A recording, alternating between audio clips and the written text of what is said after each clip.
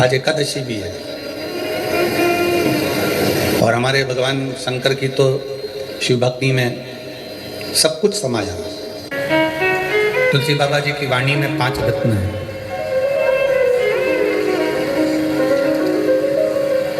और उसमें तुलसी बाबा जी कहते हैं कि पहला रत्न है संत मिलन,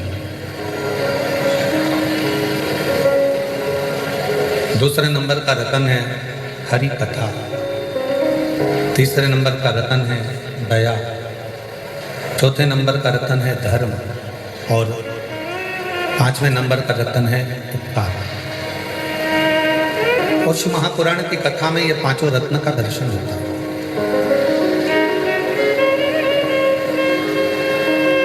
शिव महापुराण की कथा में ये 5 रत्न के दर्शन होते हैं। संत मिलन भी होता है, शिव कथा, हरि कथा, भगवान की कथा का रस तत्व भी सुनने को मिलता है। यहाँ लोग एक दूसरे के प्रति दया का भाव रखते हैं तो दया का दर्शन भी होता है। और एक पवित्र आयोजन होना ये धर्म ही है। कहता है भक्ति दिल से होती है, दया दिल से होती है। सनातन धर्म के प्रति तुम कितने समर्पित हो, सनातन धर्म के प्रति तुम्हारा कितना समर्पण है, सनातन धर्म के प्रति तुम कितने समर्पित हो, ये बाहर से भले ना दिखे पर दिल से सनातन धर्म के प्रति तुम्हारा समर्पण 24 घंटे होना चाहिए।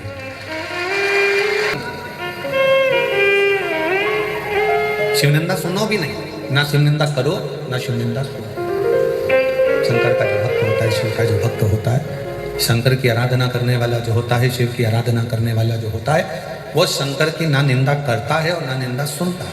उसको मालूम है देवऋषि नारद ने शंकर जी की निंदा करी थी तो देवऋषि नारद को बंदर का मुंह लग गया। केवल एक देवऋषि नारद ने एक गलती कर दी थी कि शिव की निंदा कर दी थी। और निंदा किससे करी थी? भगवान विष्णु से, भगवान नारायण से।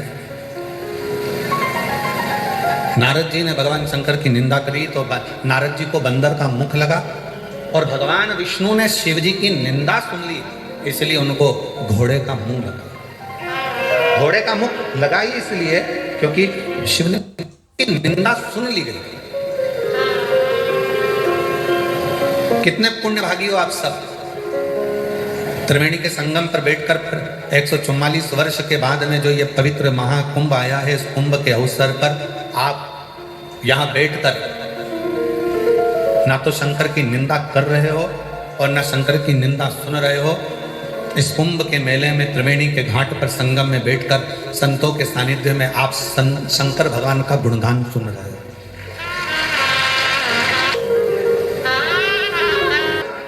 अपना दिल अपने भक्तों को दे देते हैं, इसलिए हर भक्त से भगवान कहते हैं कि तुम मुझे दिल दो।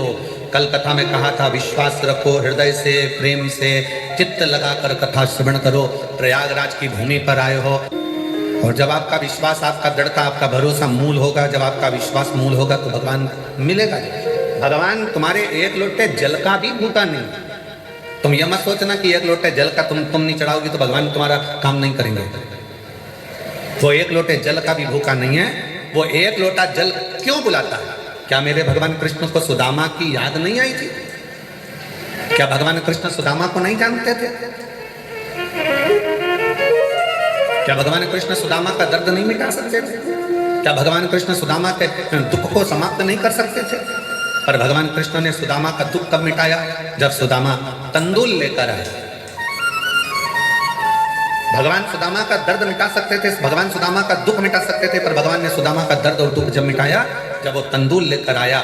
इसलिए शिव महापुराण की कथा करती है शबरी अम्बा को नवदा भक्ति का ज्ञान तब दिया जब शबरी अम्बा ने एक बेर भगवान राम जी के सम्मुख में रख दिया। ध्यान देना, हमारा शास्त्र कहता है कि भगवान तुम्हारे धन का भूखा नहीं, भगवान तुम्हारी संपदा का भूखा नहीं, भगवान तुम्हारे वैभव का भूखा नहीं। भगवान तो ये चाहता है कि तू अपने घर से जब कुछ लेकर निकलेगा और मेरे दरवाजे तक आएगा तो मैं भी तेरे दरवाजे तक कुछ लेकर निकलूंगा और तेरे दरवाजे तक पहुंचाने का प्रयास। एक लोटा जल सारी समस्या का हल। भगवान तुम्हारे जल का भी भूखा नहीं है, भगवान तुम्हारे वैभव का भी भूखा नहीं, भगवान तुम्हारे धन का भूखा नहीं, भगवान तुम्हारी संपदा का भूखा नहीं, भगवान तुम्हारी दौलत का भूखा नहीं है। भगवान अगर भूखा है तो निर्मल मन सो मोहि पावा और मोहि छल छिद्र कपट न भावा। तुम्हारा दिल कितना क्लीन है, साफ है, तुम्हारा हृदय भगवान के प्रति कितना समर्पित है, तुम्हारा मन भगवान के प्रति कितना कितना समर्पित है, वो बस ये जानना चाहते हैं। कड़प जंगल में रहने वाला एक भीड़, क्या आता था उसको? कुछ नहीं। मंदिर में पंडित जी को पूजन करते देख लिया था, जंगल में शंकर का शिवलिंग दिख गया था, कड़प ने अपने मुंह में पानी भर लिया, क्योंकि उसके पास लोटा नहीं है चढ़ाने के लिए, जल पत्र नहीं है, बर्तन नहीं है। तालाब में मुख लगाकर मुख में पानी भरा, जीव को मारकर मांस लिया, जूता पहना हुआ, फूल पत्ती को पहचानता नहीं कि कौन सी बेलपत्र है, कौन सा फूल है, तोड़ा, शंकर के मंदिर में पहुंच गया। जूते से तो मंदिर में पड़े हुए कचरे को साफ किया, मुंह की पिचकारी भगवान पर छोड़ दी, मांस का भोग धर दिया और पत्ता पत्ती चढ़ा दिए। शाम को पंडित जी आए, उन्होंने देखा कोई ने गंदा कर दिया, साफ करा। दूसरे दिन फिर उसने यही करा, तीसरे दिन फिर करा। आखिरी में पंडित जी बाजार से जाकर एक लोहे का पिंजरा बना लाए, उसमें शंकर भगवान को बंद कर दिया। बंद तो करा, एक लोहे के पिंजरे की तान टूट गई और वो शंकर के शिवलिंग को लग गई। शिवलिंग को लगते से उसमें से रक्त की धार बहने लगी। भगवान को रक्त निकलता देखकर कड़प को लगा कि ये शिव को क्या हो गया। उसको लगा कि शंकर जी की आंख फूट गई। उसने हाथ लगाया, रक्त बंद नहीं हुआ, तो उसने त्रिशूल से अपनी आंख निकालकर शिवलिंग पर लगा दी, रक्त बहना बंद। शिव प्रकट हो गए, उसका नेत्र वापिस दिया शंकर। आप और हम भ्रम में पड़े रहते हैं 24 घंटे, सोशल मीडिया पे 24 घंटे चलता रहता है, ये मत चढ़ाना भगवान को, आज सोम की अमावस्या है, ये मत कर देना भूल से भी, आज प्रदोष है, भूल से भी ये मत कर देना। सुबह उठते से गूगल खोलोगे और डराना चालू हो जाएगा, आज शिवरात्रि पर भूल से ये काम मत करना, सोमवार है आज ये मत करना, ये मत करना, वो मत करना। और पूरी सोशल मीडिया पे छाट कर देखिए, प्रदोष के दिन ये मत करना, सोमवार को ये मत करना, भूल से भी ये मत करना। एक भी सोशल मीडिया पे नहीं लिखा कि प्रदोष के दिन भूल से भी झूठ मत बोलना अपनी पत्नी से। एक भी सोशल मीडिया पर कभी पढ़ के बताना कि भूल से भी अपने पति से झूठ मत बोलो, पत्नी से झूठ मत बोलो, परिवार से झूठ मत बोलो, भूल से भी अपनी सास ससुर के किसी कार्य के लिए मना मत करो, ये नहीं लिखा। भूल से भी आज प्रदोष है ये मत चढ़ा देना, नहीं तो पाप लग जाए। और शिव महापुराण की कथा कह रही है तुम कैसे भी जाओ, शंकर के पास जाओ तो सही।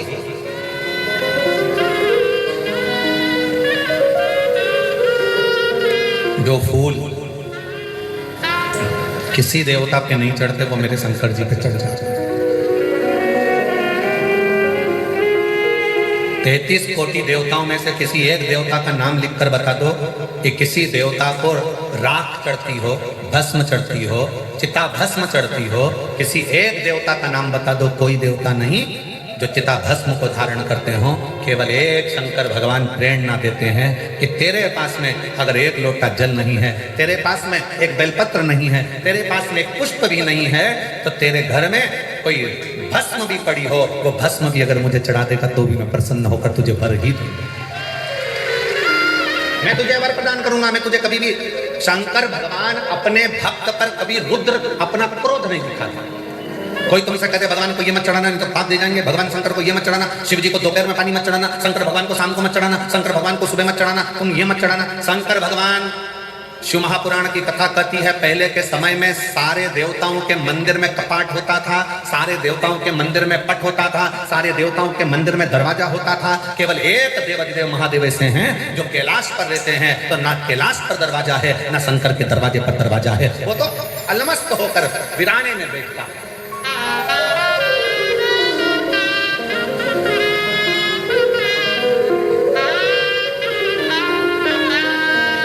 काशी गए हो आप लोग?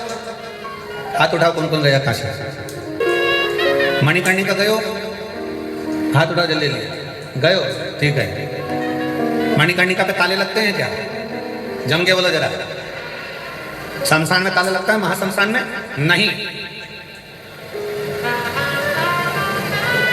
दुनिया के सारे शमशानों में भले ताला लग जाए पर मणिकर्णिका पर ताला नहीं लगता, शमशान में ताला नहीं लगता, महाशमशान में ताला नहीं लगता, क्योंकि मेरा विश्वनाथ अन्नपूर्णा के साथ में बैठा हुआ ये देखता है कि मेरा अपना भक्त आ रहा है, कोई दुखी है, उसके लिए मुझे दौड़ कर जाना पड़ेगा, इसलिए वहाँ ताले की जरूरत नहीं पड़ती, दरवाजे की जरूरत नहीं।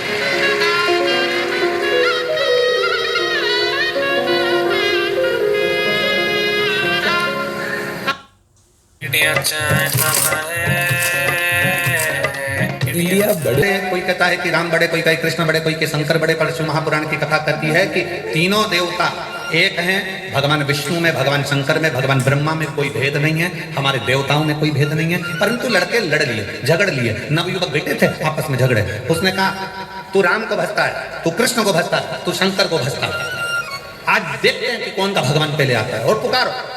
सबसे पहले राम जी को पुकारा गया, और जो राम जी को पुकारा तो आवाज लगाई, हे राजा राम आइए, मेरे अवध के नरेश, मेरे अयोध्या के राजा आइए। और राम जी महाराज आए। फिर बुलाया कृष्ण को, हे द्वारका के नाथ, हे मथुराधीश, हे द्वारकाधीश आइए, आपका इंतजार है, आए। फिर तीसरे ने आवाज लगाई, बोले हर हर। जो आवाज लगाई इतने में शंकर भगवान सामने खड़े थे, शिव जी सामने। दोनों का चेहरा उतर गया। शंकर भगवान ने उन दोनों को पास में बुलाकर कहा, तुम ये मत सोचना कि राम नहीं आया, तुम ये मत सोचना कि कृष्ण नहीं आया, तुम ये मत सोचना कि मैं आया हूं। थोड़ी देर बाद राम जी आए, कृष्ण जी आए, दर्शन किया तो उनके भक्त ने पूछा कि प्रभु राम आपने आने में देरी क्यों लगा दी। तो राम जी कुछ बोलते उससे पहले मेरे शंकर भगवान कह दिए, तुमने राम को कहा कि अवध के राजा आना, अयोध्या के नरेश आना, तो राजा जब आता है तो अकेला नहीं आता, अपनी पूरी सेना, गार्ड, सब हाथी, घोड़ा, पालकी सबके साथ आता है। तुम बोलते मेरे राम आइए तो राम तुरंत दौड़ कर आ जाते हैं। तुम कहते हो अवध नरेश आइए तो वो राजा बनता है।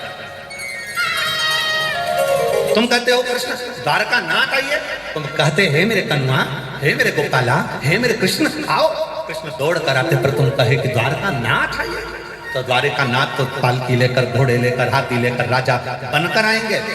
और रही हमारी बात तो राम और कृष्ण ने कहा, शिव तो कंकर शंकर की भूमि पर रहते हैं, इस संसार में रहते हैं, मृत्यु लोक में रहते हैं।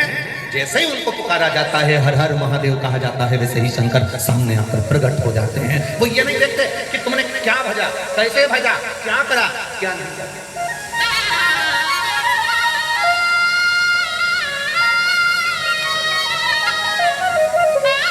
उनकी तो सरलता, उनकी तो सहजता।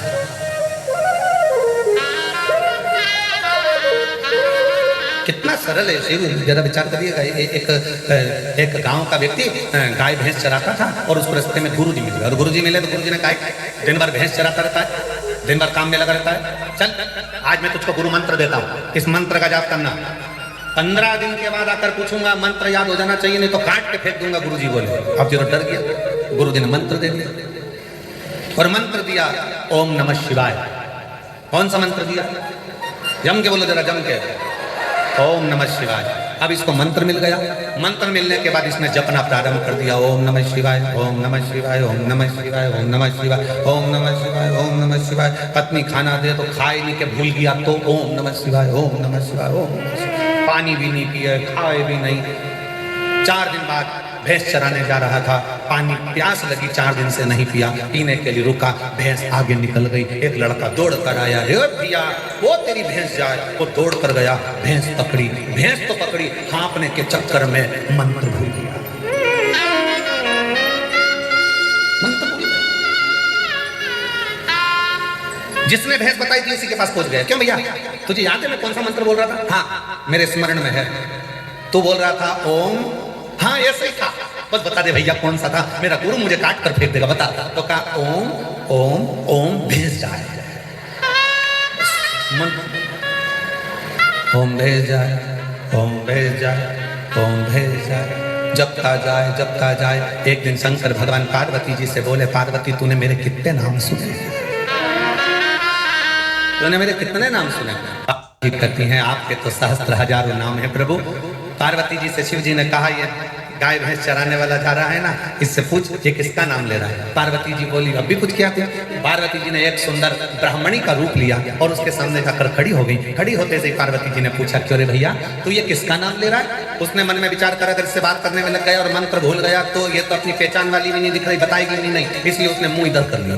जैसे मुंह इधर करा तो पार्वती जी उधर चली गई। सिर पे पल्लू रखकर पार्वती जी ने पूछा रे बोल तो सही किसका नाम ले रहा है।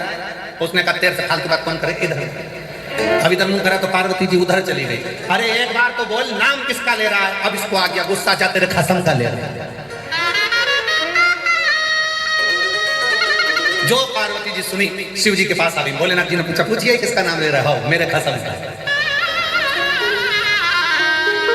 तुम्हारा। शंकर भगवान बोले तो कुछ बोली नहीं उसको। पार्वती जी बोली इतना बढ़िया बोल रहा है ना वो, ओम भेज जाए ओम भेज जाए ओम। इतना बढ़िया बोल रहा है ना कि उसको देखने का मन कर रहा है। पर एक बात बताओ प्रभु, तुम्हारा नाम जाप इतने सारे लोग बैठ के ओम नमः शिवाय कर रहे हैं, तुम्हारी दृष्टि उन पे नहीं गई और वो एक अकेला ओम भेज जाए बोला तुम्हारी दृष्टि चली गई। शंकर भगवान बोले ये आड़े टेढ़े नत्थु खेलो पर मेरी दृष्टि जल्दी जाती है, इन पर मेरी दृष्टि जल्दी जाती है। और आप और हम भी उसमें से एक हैं। आपको भी भजन नहीं आता, हमको भी नहीं आता। आपको भी तप साधना नहीं आती, हमको भी नहीं आती। आपको भी प्रभु को रिझाना नहीं आता, हमको भी नहीं आता।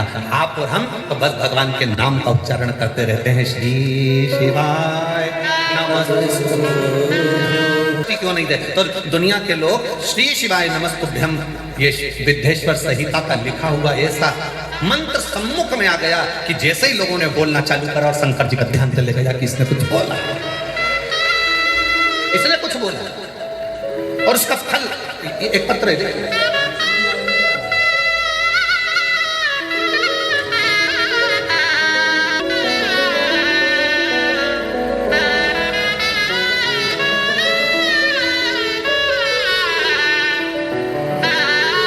अब जाओ शंकर के मंदिर में एक लोटा जल चढ़ाने के लिए, कहीं जाओ चाहे मत जाओ, अपने घर के पास में एक लोटा जल चढ़ाने जाओ। सुने कितना सुंदर प्रसंग आता है। माता सती, मां सती शंकर भगवान के साथ में जब कुंभज ऋषि के आश्रम में कथा सुनने के लिए जाती हैं, अगस्त बाबा के दरवाजे पर कथा सुनने के लिए माता सती जब जाती हैं तो अगस्त ऋषि के दरवाजे पर, बाबा कुंभज के दरवाजे पर जब कथा सुनने के लिए माता सती शिव जी के साथ जाती हैं तो कुछ देर माता सती मार्ग में रुक जाती है, मार्ग में रुकती हैं और बोल पति अपनी पत्नी को लेने के लिए जब उसके घर जाता है, पत्नी का जो मायका होता है वहां पर जब पति उसको लेने के लिए जाता है तो जब लेकर वापस आता है ना तो डायरेक्ट अपने घर नहीं जाता, फिर उसको घुमाते फिराते, गोलगप्पा खिलाते पिलाते, दो चार मॉल घूमते हुए, एक दो रुपट्टा साड़ी दिलाते हुए, कानपुर से चले थे प्रयाग आने के लिए तो लखनऊ घुस गए।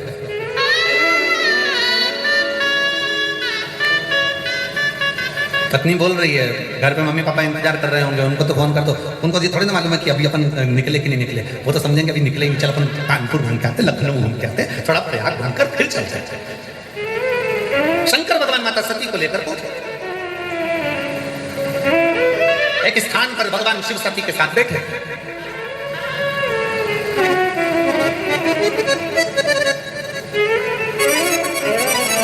सती मैया ने भगवान शंकर से प्रश्न किया, हे त्रिकालदर्शी कैलाशी अविनाशी है त्रिपुंडधारी त्रिशूलधारी त्रिनेत्रधारी,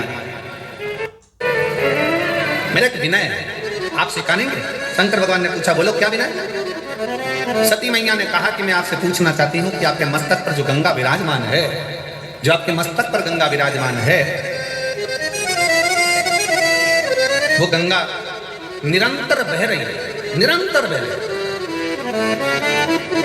फिर भगवान विष्णु आपके ऊपर जल चढ़ाते हैं, ब्रह्मा जी आपके ऊपर जल चढ़ाते हैं, इंद्र आपके ऊपर जल चढ़ाते हैं, करुण वरुण आपके ऊपर जल चढ़ाते हैं, संसार का प्रत्येक मनुष्य आपके ऊपर जल चढ़ाता है। जब आपके मस्तक पर गंगा विराज रही है, जब गंगा निरंतर बह रही है, तो आप क्या वो देवताओं के जल के लिए या मनुष्य के जल के लिए आप इंतजार करते हो?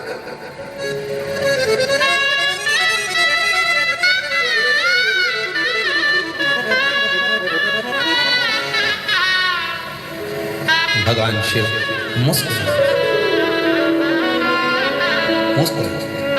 शिव जी ने कहा, मैं उनके घर के एक लोटे जल का इंतजार नहीं करता हूं, मैं तो बस ये इंतजार करता हूं कि ये मेरे दरवाजे पर एक बार किसी भी तरह से आ जाए और इसका कल सुधर जाए, बस वो इंतजार। इस व्यासपीठ ने करा क्या? इस व्यासपीठ ने केवल एक काम करा है, आपको शंकर के मंदिर तक पहुंचाया। क्यों पहुंचाया? कि आप उसके दरवाजे तक जाओगे तो वो भी तुम्हारे दरवाजे पर। ये आदान प्रदान का जमाना है। तुम्हारी बेटी के ब्याह में कोई आएगा तो तुम किसी की बेटी के ब्याह में जाओगे, तुम्हारे मौसी के घर जाओगे तो मौसी तुम्हारे यहाँ आएगी। आदान प्रदान का जमाना है। भगवान कृष्ण ने स्वयं रुक्मणी जी से कहा कि ब्राह्मण देवता रुक्मणी जी से जाकर कह दो कि वो श्रृंगार करके जगदम्बा के मंदिर पर आ जाए, मैं उसको लेने आ जाऊंगा। भगवान ने ये नहीं कहा कि रुक्मणी जी से जाकर कह दो वो श्रृंगार करके छत पर खड़ी हो जाए, होटले पर खड़ी हो जाए। भगवान ने ये नहीं कहा। भगवान ने कहा ब्राह्मण देवता रुक्मणी जी से जाकर कहो कि वो श्रृंगार कर तैयार होकर जगदम्बा के मंदिर पर जाकर आ जाए, वो मंदिर में आएगी, मैं उसको लेने पहुंच जाऊंगा। और श्रीमद् भागवत में वर्णन है, रुक्मणी जी श्रृंगार करके जगदम्बा के मंदिर में पहुंची और भगवान उन्हें लेने के लिए पहुंच गए। ये शास्त्र की रीति है। भगवान श्रीमद् भागवत में कहते हैं कि तू मंदिर तक जा, मैं तुझे लेने के लिए आऊंगा, तेरा दुख मिटाने के लिए आऊंगा, इसलिए तुम शिवालय तक जाओ, शंकर तुम्हारा दुख मिटाने के लिए। माता सती और भगवान शिव का चरित्र था।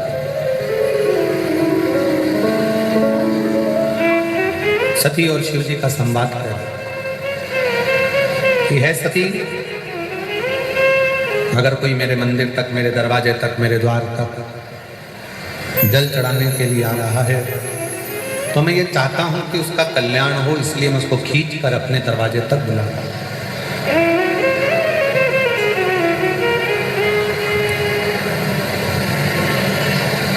फिर सती माता ने एक बड़ी सुंदर बात कही, मान लो जिस समय पर मेरे प्राण जाएं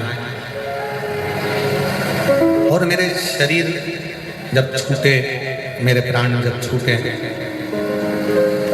स्थान कोई भी पर मुख में नाम आपका,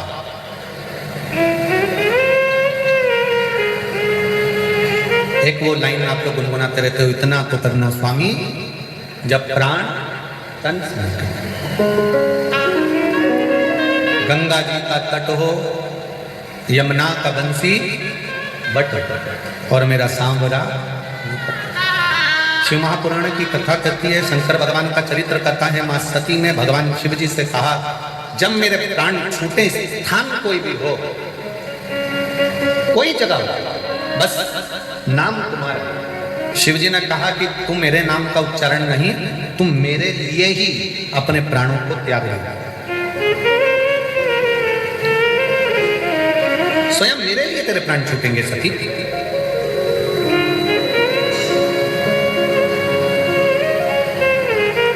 सती को मालूम नहीं था कि ये क्या लीला होने वाली है, क्या होने वाला है। दुखी होने से दुख कम हो जाता है क्या? जम के बोलो जरा।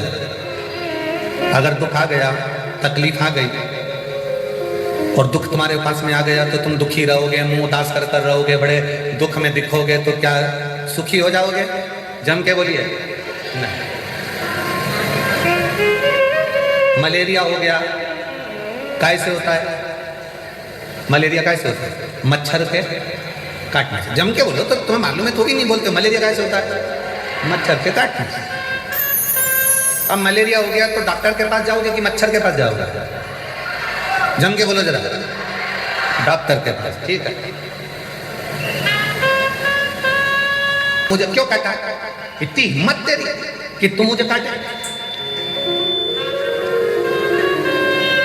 पर नहीं, मलेरिया हुआ, मच्छर ने काटा तो हम डॉक्टर के पास गए, हम मच्छर के पास या मच्छर के रिश्तेदारों के पास नहीं गए। उसी तरह शिव महापुराण की कथा कहती है, जब हमारे को जीवन में दुख आता है तो फिर हम अपने मोहल्ले में अपने दुख का प्रचार क्यों करते हैं? बहुत दुखी हूँ, बहुत तकलीफ में हूँ, बहुत कष्ट में हूँ।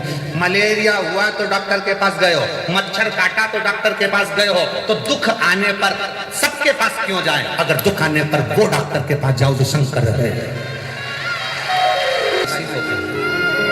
शिव के लिए अपने प्राणों को त्याग दे। क्यों? क्योंकि शंकर भगवान का कोई स्थान उसके माता सती के पिता के घर में नहीं था।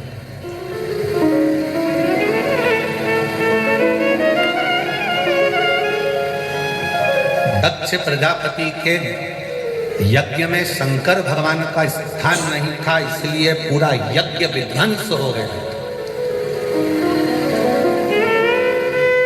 मेरी जीजियों, मेरे जीजाओं, मेरी बेटियों, बेटाओं, मेरी माताओं, मेरे भाई, आपके घर में अगर शंकर का शिवलिंग है, पत्थर का हो, पाषाण का, लकड़ी का हो, कांच का हो, स्फटिक का हो, जो भी हो, तुम्हारे यहाँ सोने का, चांदी का, पीतल का, तांबे का, जो भी शिवलिंग, अगर वो शिवलिंग तुम्हारे घर में है तो ये मानकर चलना कि तुम्हारे यहाँ कोई बड़ी से बड़ी भी बीमारी आ रही होगी तो पहले वो दूर हटेगी, नजदीक नहीं। शिवलिंग का होना भी हमारे यहाँ पर यह दर्शाता। दक्ष प्रजापति के यज्ञ में शंकर नहीं थे तो पूरा यज्ञ विध्वंस हो गया, यहां तक सती मैया अपने प्राणों को भी त्याग दिया। तुमने मंदिर बनवाया तुम्हारे घर के अंदर, भगवान को बिठाया, लड्डू गोपाल जी को बिठाया, कृष्ण भगवान को बिठाया, राम जी को बिठाया, देवी को बिठाया, देवता को बिठाया, पितर देव को बिठाया, ये देव वो देव, सारे देव बैठे और तुम्हारे घर में अगर शंकर का शिवलिंग नहीं है तो समझ लेना कि वो घर श्रेष्ठता का सुख नहीं दे सकते। वास्तु का देव कौन? देव अधिदेव महादेव। काल सर्प दोष लगता है तो शंकर की पूजन करी जाती है, वास्तु दोष लगता है तो शंकर की पूजन करी जाती है, पितृ दोष लगता है तो शंकर की पूजन करी जाती है, ग्रहों का दोष लगता है तो शंकर की पूजन करी जाती है। ऐसा दुनिया का जो भी दोष लगता है तो शंकर भगवान की पूजन होती है। आपके घर में अगर शंकर का शिवलिंग विराजमान है तो सारे दोष, आपके घर में कितने भी दोष हो वो सारे दोष समाप्त हो जाते हैं शिव के विराजमान आपका शिव के प्रति।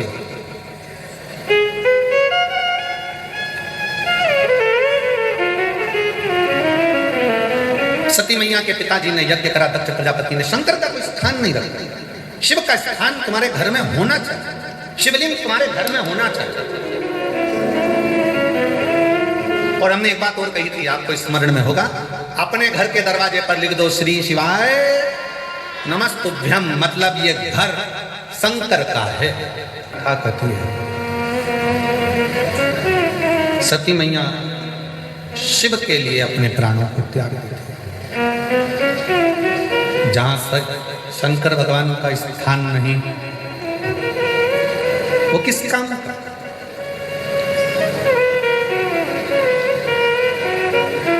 इसका दिल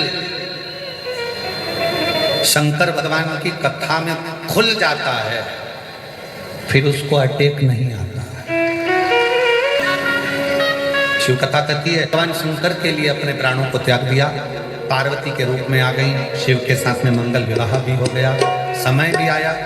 और समय आने पर माँ जगत जननी जगदम्बा माता पार्वती मैया तन पर उपटन धारण कर स्नान के वश जा रही हैं और शरीर का उपटन निकाल कर एक पुतले का निर्माण कर रही हैं।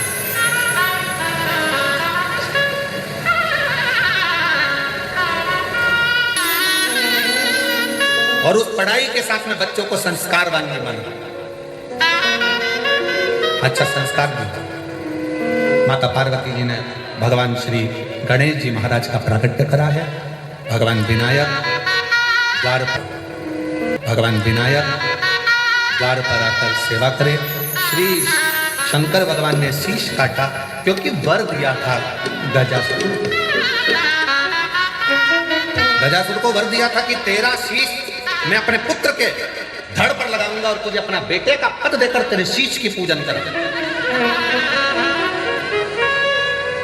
एक असुर को भी वर देकर अपने पुत्र का शीश काटकर हाथी का शीश लगाने वाले केवल शंकर भगवान है।